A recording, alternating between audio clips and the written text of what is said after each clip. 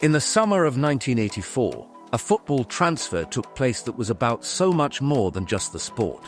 When Diego Maradona moved from Barcelona to Napoli, it wasn't just a footballer changing clubs. It was a symbol of rebellion, of the underdog taking on the establishment, and of a city finally daring to dream.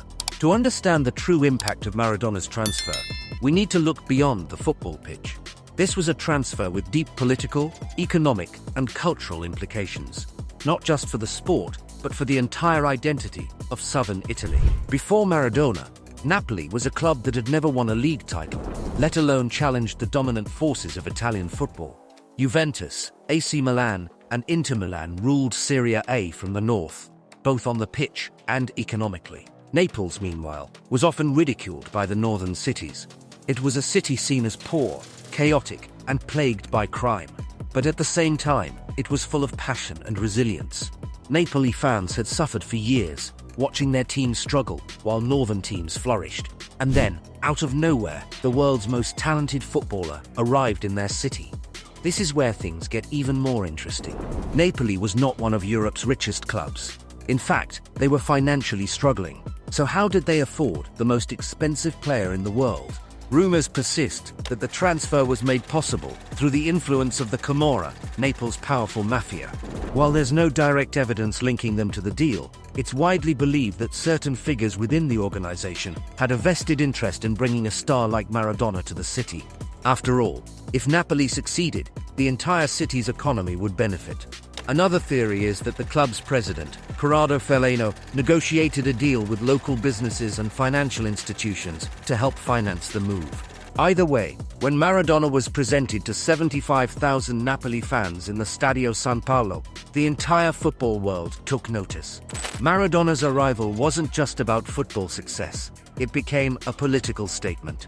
Naples had long felt like an outsider in Italy.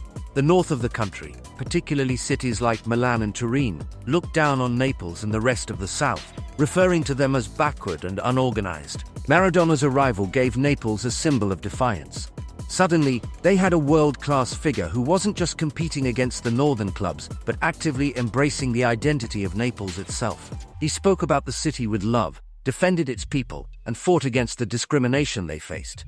In many ways, Maradona was the perfect man for Naples. He had grown up poor in Argentina, in Villa Fiorito, a slum in Buenos Aires. He understood what it meant to be an outsider, to be underestimated, and to fight for respect. Maradona didn't just talk about representing the people of Naples, he delivered on the pitch. Napoli won their first ever Serie A title in 1987, sending the city into an explosion of celebrations. Murals of Maradona appeared across the city, and streets were named after him. This was not just a title, it was a statement that Naples belonged at the top of Italian football.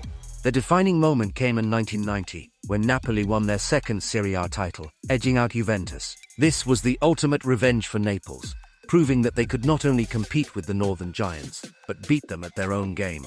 Maradona's time in Naples wasn't just defined by footballing success. Off the pitch, he became increasingly involved with figures from the Camorra. His connections with mafia members allowed him to live like a king in Naples, receiving protection, gifts, and privileges that no other player could dream of. But with this lifestyle came consequences. He became addicted to cocaine, missing training sessions and getting involved in scandals. His personal life became as chaotic as his playing style. Beautiful and brilliant, but completely unpredictable. The Italian press, which had once adored him, turned against him. They began to expose his connections to the underworld, his wild lifestyle, and his growing frustration with the city. By 1991, Maradona's time in Naples was coming to an ugly end. He failed a drug test for cocaine and was banned from football. Napoli, the club that had once worshipped him, was now facing severe scrutiny due to his off-field behavior. Maradona left Naples in disgrace, but the city never truly turned on him. They knew what he had given them. Even today, despite all the controversy, Diego Maradona is still regarded as a god in Naples. Years after leaving, Maradona's influence on Naples remains undeniable. The city continues to adore him, with murals still standing in his honor and fans still singing his name in the stands.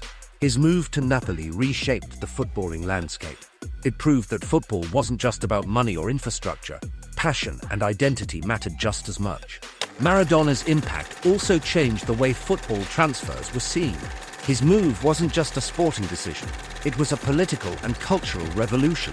It paved a way for other world-class players to take risks and move to clubs that weren't traditionally seen as powerhouses. Few footballers in history have ever had the impact on a club that Maradona had on Napoli.